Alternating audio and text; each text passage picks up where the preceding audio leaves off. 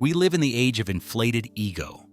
Every day we are bombarded with images of success and seemingly perfect lives.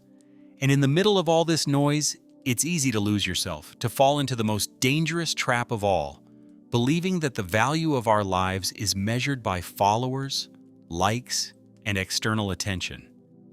Today I want to share one of Robert Greene's most profound and personal lessons, a lesson that comes directly from his scars, his insecurities, and paradoxically, from his own struggle with ego. Before we begin, tell me in the comments how important ego is in your life right now. Once, during an interview, someone asked Robert Greene a direct and brutally honest question. How do you avoid becoming egocentric when you receive so much praise for your books? It's a question many of us secretly ask ourselves. How do you remain humble when the world tells you that you're extraordinary? How do you keep your feet on the ground when thousands of people email you to thank you for changing their lives? Greene's answer was disarming in its honesty, and what he revealed was not a success secret to celebrate, but a wound he learned to turn into something valuable. Greene admits without hesitation, "I have an ego. It would be absurd to say otherwise. I have an ego, and it's definitely present. Success has probably inflated that ego." But then comes the surprising part. The reason it doesn't get out of hand is not a good reason, I'm afraid. And here Greene does something that very few people today have the courage to do. He digs into his childhood scars and exposes them to the world. He clarifies that he had a good childhood. His parents were good people, but something was missing. A void that shaped everything that came after.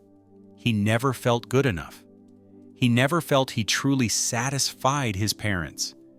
He never sensed that they were pleased with what he did. There was always a sense of discomfort, he says. I wasn't praised very much for anything.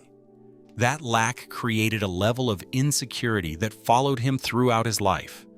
A feeling of having to keep trying, again and again and again, to please people, to give them what they wanted, to do something that would satisfy them. But here is where Greene's story becomes a powerful lesson for all of us. What appears to be a devastating weakness can be transformed into an extraordinary strength. Greene himself writes extensively about this concept in The Laws of Human Nature.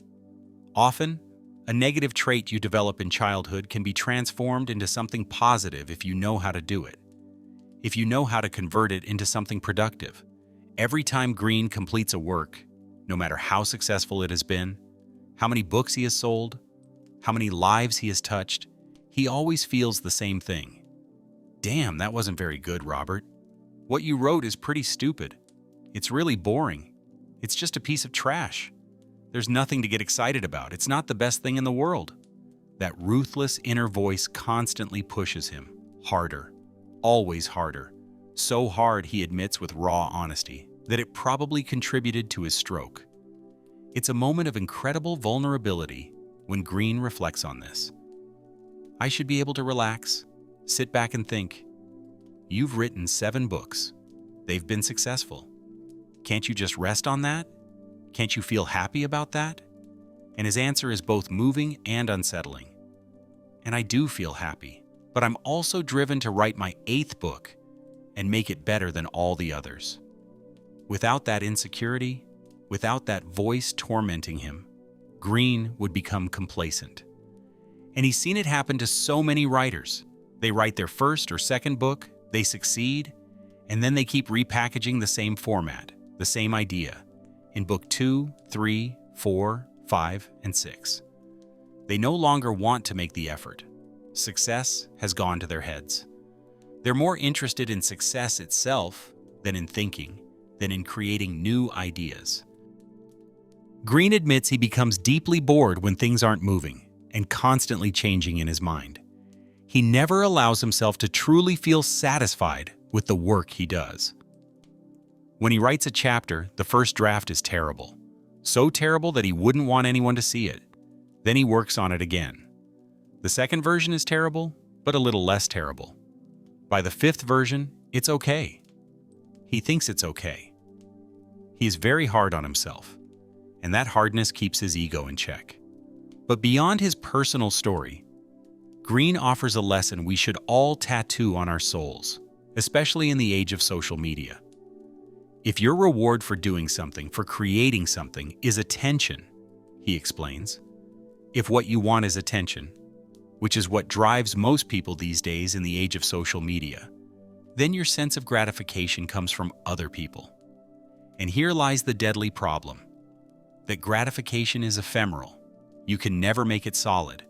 You can never truly own it. It builds your ego. It makes you feel amazing, incredible. You have all this attention.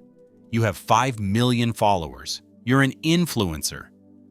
But it's like building a house on sand. It's ephemeral. It's nothing solid. It will leave you.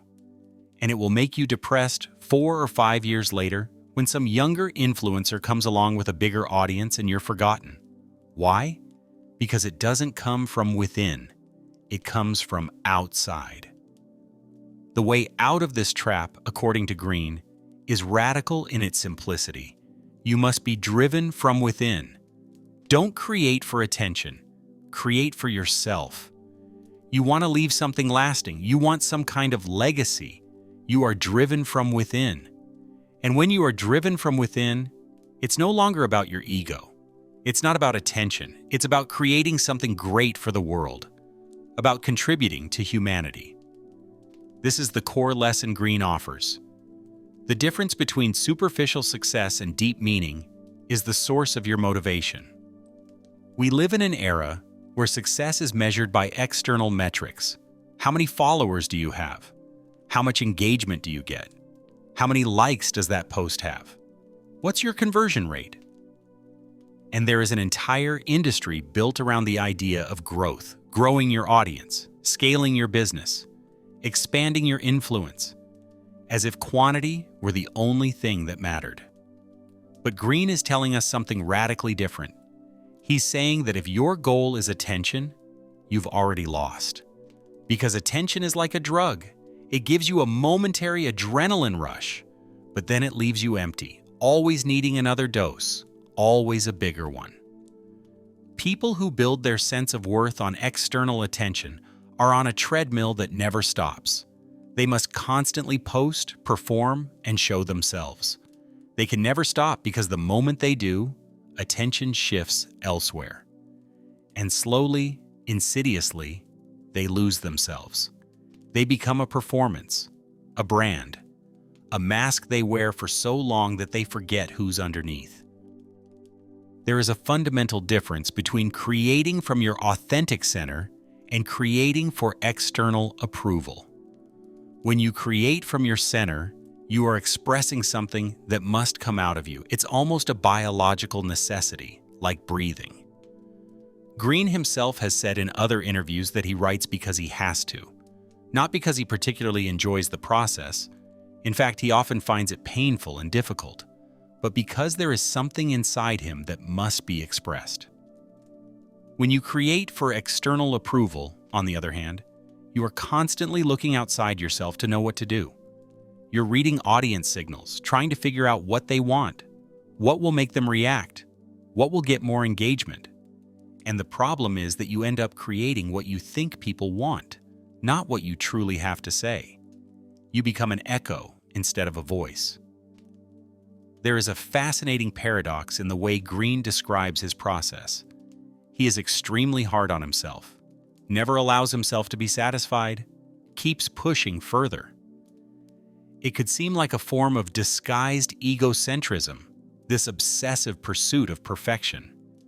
But in reality, it's the opposite.